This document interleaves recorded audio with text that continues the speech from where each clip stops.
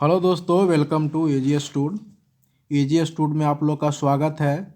तो चलिए आज बिहार सचिवालय के लिए सेट नंबर 25 का डिस्कशन करते हैं, जिसमें वेरी वेरी इंपॉर्टेंट प्रश्न लिया गया है और सभी एग्जाम के लिए अति महत्वपूर्ण है। तो आइए सबको एक एक करके देखते हैं और सॉल्व करने का कोशिश करते हैं। तो देखिए क्वेश्चन नंबर फर्स्ट लगा हुआ है और बोल रहा है कि शुरुआती 60 प्राकृत संख्याओं का मध्यमान क्या होगा। तो मध्यमान कहने का मतलब क्या हुआ कि आपसे औसत पूछ रहा है कि 60 प्राकृत संख्याओं का औसत क्या होगा। शुरुआती कहने का मतलब क्या हुआ, लगातार 60 प्राकृत संख्याओं का औसत क्या होगा। इसको बनाने के लिए क्या करेंगे, 60 प्राकृत संख्या कौन कौन होगा, तो 1 होगा, 1 2 3 dot dot dot dot dot 60 तक होगा। ठीक है, तो इसका औसत क्या है, कैसे निकालेंगे। देखिए दो संख्याओं का बीच का अंतर कितना, 1 है। दो संख्याओं के बीच का अंतर कितना, 1 है। दो संख्याओं के बीच का अंतर कितना होगा, तो 1 होगा। ठीक है, जब अंतर समान हो तो औसत कैसे कैसे निकालते हैं, तो लास्ट संख्या प्लस फर्स्ट संख्या डिवाइडेड बाय 2। तो लास्ट संख्या कितना आपके पास है, तो 60 है। फर्स्ट संख्या कितना है, तो आपके पास 1 है। डिवाइड कर देंगे 2 तो कितना आ जाएगा आपके पास, तो आपके पास आ जाएगा 61/2 आ जाएगा, जो कि इसको काटिएगा कितना आ जाएगा आपका, तो ये 30.5 आ जाएगा। और 30.5 आपका राइट आंसर होगा, जो कि ऑप्शन नंबर किस में है, तो ऑप्शन नंबर ए में है। ठीक है, नहीं तो फॉर्मूला आता है n+1/2। तो n कहने का मतलब क्या हुआ, लास्ट संख्या। तो लास्ट संख्या कितना है, तो आपका 60 है। प्लस 1/2 करेंगे तो 61/2 आएगा, जो कि ऑप्शन नंबर कितना आएगा आंसर आपका, 30.5 आएगा। ठीक है, ये हुआ औसत। योग क्या होता है, लगातार प्राकृत संख्याओं का योग होता है n+1/2 होता है, ये योग निकलता है। ठीक है, जब इससे n हटा देंगे तो ये औसत हो जाएगा। आई होप समझ में आया हो। चलिए चलते हैं question number next. Question number next क्या कहता है, बोलता है एक वस्तु का मूल्य 25% से बढ़ गया।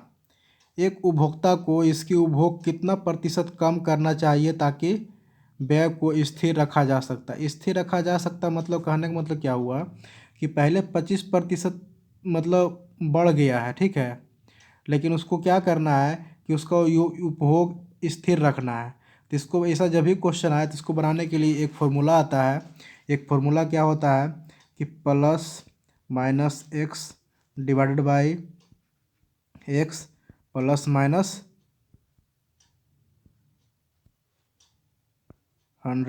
गुना 100%। ठीक है, ये होता है। देखिए x आपका प्रतिशत में कितना बढ़ रहा है, तो 25% बढ़ रहा है। ठीक है, यहाँ पे कितना होगा, जब 25% बढ़ रहा है तो 100 प्लस x कितना हो जाएगा आपका, तो 125 हो जाएगा। इंटू 100% गुना कर दीजिए, आपका आंसर आ जाएगा 25×25 125, 5 से कट जाएगा आपका 20% आपका राइट आंसर होगा, जो कि ऑप्शन नंबर किस में है, तो ऑप्शन नंबर आपका बी में है। ठीक है, नहीं तो इसको बनाने के लिए एक और तरीका क्या है कि देखिए 25% बढ़ रहा है। 25% कहने मतलब 25 बटा कितना होता है, 100 होता है। ठीक है, इसको काटिएगा तो 1/, कितना आएगा आपका, तो 1/, आपका 1/4 आएगा। ठीक है, 1/4 आया।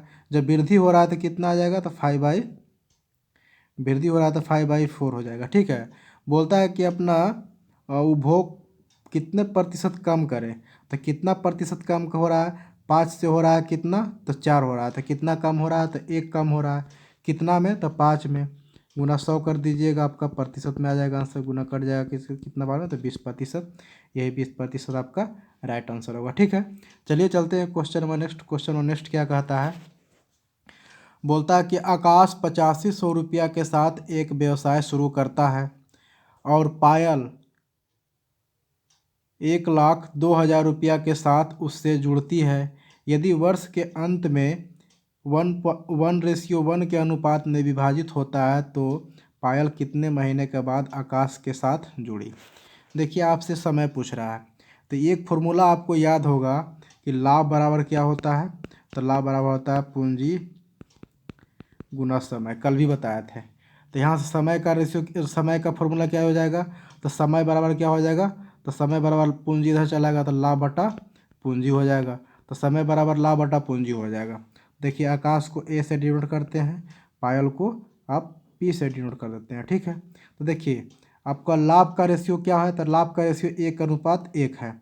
तो लाभ का रेशियो 1:1 है। ठीक है, समय निकाल रहे हैं, समय बराबर क्या होता है, लाभ बटा पूंजी होता है। तो पूंजी पहला कितना लगा रहा है, पूंजी पहला लगा रहा है आकाश लगा रहा है कितना 8500, 8500। और पायल कितना लगा रहा है तो 1,02,000। ठीक है, ये रेशियो में आ गया। ये 3 जीरो से ये 3 जीरो कट जाएगा। ये 17 पचे 85 और 17 छक 2 से। कहने का मतलब क्या हो गया, यहाँ से रेशियो निकल के आ गया कि आकाश और पायल का रेशियो निकल के आया 6:5। कहने का मतलब हुआ कि आकाश जो है 12 महीने तक रहता है। ठीक है, तो ये देखिए अनुपात में देखिए निकला 6, तो यही 6 का वैल्यू कितना हो गया तो 12 के बराबर। तो 1 का वैल्यू कितना हो गया तो 1 का वैल्यू हो गया आपका 2 के बराबर। ठीक है, तो ये तो आपका रह गया कितना, तो ये 12 महीना तक रहा टोटल समय तक लिए। लेकिन 1 का वैल्यू 2 तो 5 का वैल्यू कितना हुआ तो 10। तो ये 10 महीना तक रहा, ये 12 महीना तक रहा। तो ये 12 महीना तक शुरू से रहा और ये 2 महीना के बाद आया तब तो 10 महीना तक रहा। तो वही बोलता है कितने समय बाद वो आकाश के साथ जुड़ा। तो 2 महीने के बाद वो आकाश के साथ जुड़ा, जो कि ऑप्शन नंबर किस में है तो ऑप्शन नंबर आपका ए में है। ये आपका राइट आंसर होगा। ठीक है, चलिए चलते हैं question number next. Question number next क्या कहता है, बोलता है वह सबसे छोटी संख्या क्या है जिसे 63 और 105 से विभाजित करने पे प्रत्येक स्थिति में शेषफल के रूप में 4 प्राप्त होता है। देखिए ये शेषफल प्रमेय का प्रश्न है और बहुत अच्छा सा प्रश्न है। बोलता है वह छोटी संख्या क्या है जो 63 और 105 से विभाजित करने प्रत्येक स्थिति में शेषफल के रूप में 4 प्राप्त होता है। ठीक है, इसको बनाने के लिए बहुत सारा तरीका है, लेकिन वैसा तरीका ढूंढेंगे जो कि आपके लिए बेहद आसान हो। ठीक है, तो देखिए सबसे छोटी संख्या बोले ना तो आपको समझ जाना है कि वो एलसीएम का बात कर रहा है। तो ये 63 और 105 का एलसीएम कितना होगा, 63 और 105 का एलसीएम निकालिएगा तो आपके पास कितना आएगा, तो आपका आएगा 315 आएगा। ठीक है, तो ये 315 तो 63 और 105 से पूरा पूरा कट जाएगा। ठीक है, लेकिन बोलता है कि नहीं 4 शेष बचे, तो इसमें आप 4 जोड़ दीजिएगा तो कितना हो जाएगा 319 हो जाएगा। अब 319 को 63 से डिवाइड कीजिएगा तो आपके पास शेषफल 4 बचेगा। अब 319 को आप 105 से डिवाइड कीजिएगा तो शेषफल के रूप में भी 4 आपका बचेगा। इसका मतलब ये 319 जो है ना आपका राइट आंसर होगा, जो कि ऑप्शन नंबर किस में है तो ऑप्शन नंबर डी बी में है। ठीक है, देखिए नहीं विश्वास हो रहा था आप इसको 319 को 63 से डिवाइड कर दीजिएगा, शेषफल आपका 4 आएगा, सेटिस्फाइड कर जाएगा। इसका मतलब आंसर आपका सही होगा। ठीक है, चलिए चलते हैं question number next. Question number next क्या कहता है, बोलता है कि 12 पुरुषों ने 6 दिन में पूरे कार्य को 1/4 भाग समाप्त कर दिया। अगले 6 दिनों में कार्य को पूरा करने के लिए अतिरिक्त आवश्यक पुरुषों की संख्या ज्ञात करें। देखिए ये one of the most question है। कुछ बच्चे इसमें कंफ्यूज करेंगे जिनका आंसर गलत आ जाएगा। ठीक है, तो कंफ्यूज नहीं करना है, डायरेक्ट बनाएंगे। ये क्वेश्चन बनेगा MDH मसाला को जो फॉर्मूला आता है उस पर बनेगा। तो बोल रहा है कि 12 पुरुष 6 दिन में पूरे कार्य का 1/4 भाग करता है। मतलब कहने का मतलब क्या हुआ, M1 D1 H1 divide by W1। ठीक है, इस पर लगाएंगे, इधर भी आएगा यही चीज़। ठीक है, तो डायरेक्ट लगाते हैं। तो M1 कहने का मतलब कितना हुआ तो 12 पुरुष, 6 दिन है तो D1 कहने का मतलब 6 दिन हो गया, डिवाइडेड बाई नीचे आएगा कितना, तो नीचे आएगा आपका कार्य। तो कार्य कितना कर रहा है तो 1/4 भाग कर रहा है, तो 1/4 आप यहाँ कर दीजिए बराबर, इधर भी आएगा। तो बोलता है कि अगले 6 दिनों में, तो दिन तो आपका 6 निकल गया, दिन आपका 6 दिया हुआ है। 6 दिनों में अतिरिक्त आवश्यक पुरुषों की संख्या, तो पुरुष की संख्या आप मान लीजिए M2 डिवाइडेड बाय कितना काम बच रहा है, टोटल काम आपके पास था 1, उसका 1/4 भाग काम हो गया, मतलब 1 में से 1/4 काम हो गया तो कितना बचा तो 3/4 बचा। तो यही 3/4 काम को आपको करना है। ठीक है, 3/4। अब इसको हल कर दीजिए, आपका आंसर आ जाएगा। ये 4 से 4 देखिए कट जाएगा। ठीक है, ये 6 से 6 कट जाएगा। ठीक है, और ये 6 से 6 कट जाएगा। उसके बाद कितना बच जाएगा आपका, तो यहाँ M2 बच गया, यहाँ 12 बच गया, यहाँ 3 बच गया, तिरछा गुना कर दीजिए। तो यहाँ से आपका M2 का मान कितना आ जाएगा, तो 12×3 = 36, 12×3 = 36 आपका राइट आंसर होगा। आप इसको क्लिक करिएगा इस तरह से, एग्जामिनर करेगा इस तरह से। ठीक है, इसलिए ध्यान से क्वेश्चन पढ़ना है और आंसर भी ध्यान से लगाना है। आंसर आप सही निकाले हुए हैं बट आप गलत टिक करेंगे। बोलता है कि अतिरिक्त आवश्यक पुरुषों की संख्या। तो पहले तो 12 पुरुष था, अब हो गया 36 पुरुष। तो कितना पुरुष अतिरिक्त आया? पहले आपके पास 12 पुरुष था, ठीक है, अब आ गया 36 पुरुष। तो टोटल कितना अतिरिक्त आया? तो टोटल अतिरिक्त कितना आया? 24। तो यही 24 आपका राइट आंसर होगा, जो कि ऑप्शन नंबर किस में है? तो ऑप्शन नंबर आपका डी में है। ठीक है, आई होप समझ में आया होगा। चलिए चलते हैं question number next. Question number next क्या कह रहा है, देखिए बोलता है कि मोनाल कुमार 3 किलोमीटर प्रति घंटा, 5 किलोमीटर प्रति घंटा और 8 किलोमीटर प्रति घंटा की गति से बराबर दूरी तय करता है और कुल 39.5 मिनट का समय लेता है, तो किलोमीटर में दूरी ज्ञात कीजिए। देखिए इसको बनाने के लिए बहुत तरीका है, 1 2 3 4 जितना आप यूज कीजिए बन जाएगा, आसान से बन जाएगा। लेकिन हम जो यहाँ पे जो भी डिस्कस करेंगे उसमें कैलकुलेशन कम होगा और आपका सटीक आंसर निकलेगा। ठीक है, आप यहाँ से कुल दूरी पूछा जा रहा है, आप यहाँ देखिए 3 चाल दिया हुआ है, 3 किलोमीटर प्रति घंटा, 5 किलोमीटर प्रति घंटा, 8 किलोमीटर प्रति घंटा, वो भी बराबर दूरी। ठीक है, तो मान लिए जाए कुल दूरी आप मान लीजिए कितना, तो कुल दूरी मान लीजिए आप 3D। ठीक है, तो पहला दूरी आप उसको तय करने में कितना समय लग रहा है? तो पहला दूरी समय तय करने में कितना लगेगा? तो 1/3, मतलब 1 का मतलब यह D/3। ठीक है, plus D/5 plus D/8, total समय कितना उसको लग रहा है? तो 39.5 मिनट, 39.5 मिनट। इसको घंटा में बदल दीजिएगा तो 60 से भगा दे दीजिएगा। ठीक है, इसका एलसीएम ले लीजिए। एलसीएम कितना आएगा? तो एलसीएम आपका आ जाएगा कितना? 3 5 8 का एलसीएम आएगा शायद आपको कितना आएगा? 8 पे 40, 40 दिया 120 से मतलब 120 आएगा। ठीक है, यहाँ से कितना आ जाएगा? ये 15 8 सही हो रहा है ना? 15 8 20 से मतलब 15D प्लस ये कितना आएगा आपका? ये आपका होगा 24D प्लस ये कितना आएगा आपका? तो आपका आएगा 40D। तो 40D plus 24D plus 15D करेंगे तो आपके पास कितना आएगा? तो आपके पास आएगा 79D। ठीक है, ये 79D डिवाइडेड बाई कितना आएगा? 120 बराबर यहाँ पे कितना है? तो 39.5 डिवाइडेड बाई कितना है? 60। ये 0 हट जाएगा तो ये आपका, ये पॉइंट हटाइए नहीं, डायरेक्ट कट जाएगा 2 बार में। देखिए ये 2 से कट जाएगा। ठीक है, ये 2 से कट जाएगा, कितना बचेगा यहाँ से? तो 60 दूना 120 बचेगा। ये 2 से 2 कट गया, तो कहने का मतलब डी का मान यहाँ से निकल के आया, डी का मान निकल के आया आपका ए। ठीक है, बोलता है कुल दूरी, कुल दूरी हम माने थे कितना? 3D। तो डी बराबर 1, तो 3D बराबर कितना होगा? तो 3 किलोमीटर। यही आपका राइट आंसर होगा, जो कि ऑप्शन नंबर किस में है? तो ऑप्शन नंबर आपका ए में है। ठीक है, आई होप ये भी समझ में आया। चलिए चलते हैं question number next. Question number next क्या कहता है, बोलता है कि राही ने प्रति वर्ष 8% साधारण ब्याज का वादा करने वाले बैंक में 600 रुपया जमा करवाएं। यदि राही बैंक में 5 साल के लिए पैसे रखती है तो उसका कितना ब्याज प्राप्त होता है? आपसे पूछ रहा है ब्याज, ब्याज करने मतलब साधारण ब्याज। ठीक है, देखिए आपके पास मूलधन कितना था? तो मूलधन आपने जमा किया कितना? 600 रुपया। ठीक है, उस पर 8% का साधारण ब्याज दे रहा है, तो 5 साल में कितना होगा? तो 1 वर्ष में 8%, तो 5 वर्ष में कितना? तो 8 पचे 40, मतलब 40% आ गया। 40% करने का मतलब होगा 40/100 हो गया। ठीक है, इसको आप गुना कर दीजिए, आपका आंसर आ जाएगा, 0 कट जाएगा, 6×4 = 24 मतलब 240 रुपया आपका ब्याज आएगा, जो कि ऑप्शन में किस में है?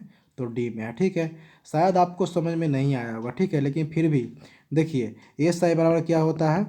RT%। ठीक है, बताए होंगे बहुत बार। एस आई बराबर RT%। आर कितना आपका है? तो 8 है। टी कितना है? तो 5 है। तो 8 5 40% आ गया। तो 40% कितना? तो मूलधन का 40%। तो यही 600 का 40% निकाले तो 240 आया, जो कि ऑप्शन नंबर किस में है? बी में है। आई होप अब समझ में आया होगा। ठीक है, चलिए चलते हैं question number next. Question number next क्या कहता है, बोलता अमित अनिल से उतना ही छोटा है जितना वह सुमित से बड़ा है। यदि अनिल और सुमित की आयु का योग 54 वर्ष है तो अमित की आयु कितनी है। ठीक है, देखिए ये भी बहुत अच्छा सा प्रश्न है। देखिए बनाने के लिए तो बहुत तरीका है, लेकिन बनाएंगे इसको थोड़ा सा एक्स मान के बनाएंगे। ठीक है, क्योंकि कोई कोई प्रश्न ऐसा होता है ना जो कि एक्स मानने से वो बहुत जल्दी बनता है। तो देखिए कौन कौन है दिया हुआ, अमित, अनिल और क्या दिया हुआ, सुमित। ठीक है, तो बोलता है कि अमित अनिल से उतना ही छोटा है जितना वह सुमित से बड़ा है। तो मान लिया जाए अनिल को आप एक्स मानते हैं, अनिल को एक्स मानते हैं, तो अनिल कितना छोटा है, तो इससे मतलब उतना ही छोटा है जितना कि वह सुमित से बड़ा है। तो आप इससे छोटा इसको करिएगा तो इसको एक्स प्लस सॉरी हाँ एक्स प्लस एन मानिएगा। तो बोलता है कि उतना ही छोटा भी है उतना ही बड़ा है, तो बड़ा कहने मतलब एक्स माइनस एन करिएगा। बोलिए कैसे हुआ सर, समझ में नहीं आया। बोलता है कि अमित अनिल से उतना ही छोटा है जितना वह सुमित से बड़ा है। तो देखिए इससे तो अनिल जो है अमित जो है अनिल से छोटा है, एन छोटा है, उसके बाद और सुमित जो है अनिल से एन बड़ा है। ठीक है, तो बोलता है कि अनिल और सुमित का योग कितना है, 54। अनिल और सुमित, अनिल ये हुआ सुमित ये हुआ। ठीक है, दोनों का योग कितना है, 54। एक्स प्लस एक्स कितना हुआ, तो 2x, और एन से एन कट जाएगा तो 2x बराबर कितना हो जाएगा आपका, 54। तो यहाँ से एन बराबर एक्स बराबर कितना आ जाएगा, तो एक्स बराबर आपका आ जाएगा 27। ठीक है, यही 27। तो बोलता है कि अमित का आयु क्या है, तो अमित का आयु देखिए एक्स माने थे, तो एक्स का मान आप निकालेंगे 27। 27 वर्ष आपका राइट आंसर होगा, जो कि ऑप्शन नंबर किस में है, तो ऑप्शन नंबर ए में है। ठीक है, आई होप ये समझ में नहीं आया होगा तो कोई दिक्कत नहीं है। ऐसा प्रश्न जब और अगले बार आएगा तो आपको और अच्छे से डिस्क्राइब किया जाएगा। फिलहाल आप इतना समझ सकते होंगे, और जो क्वेश्चन बोल रहा है वैसा ही आप हम लिख दिए, आप कुछ किए नहीं है। ठीक है, चलिए चलते हैं question number next. Question number next क्या कहता है, बोलता है 50 रुपया प्रति केजी और 40 रुपया प्रति केजी शक्कर को किस अनुपात में मिलाना चाहिए जिससे कि प्राप्त मिश्रण 43 रुपया प्रति केजी हो जाए। देखिए ये मिश्रण का प्रश्न है, रूल ऑफ एलिगेशन इसमें लगाएंगे। पहला बोलता है कि पहला 50 रुपया केजी है, फिर दूसरा बोलता है 40 रुपया केजी है, फिर दोनों मिलकर बोलता है कि दोनों को मिला दीजिए, तो इसको जब बेचेंगे तो वो 43 रुपया केजी बिकेगा। ठीक है, तो ये इसी का बोल रहा है रेशियो निकालना है। तो देखिए रेशियो निकालने के लिए क्या होगा, किया जाता है, ये 50 है, 50 से ये छोटा है, ये 40 है, 40 से ये बड़ा है, तभी ये मिश्रण बनेगा, अदरवाइज नहीं बनेगा।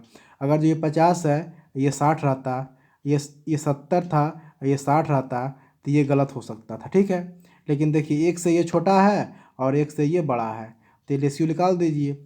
43 माइनस 40 करेंगे तो कितना आएगा, 3। 43 माइनस 40 करेंगे कितना आएगा, तो 3 आ जाएगा।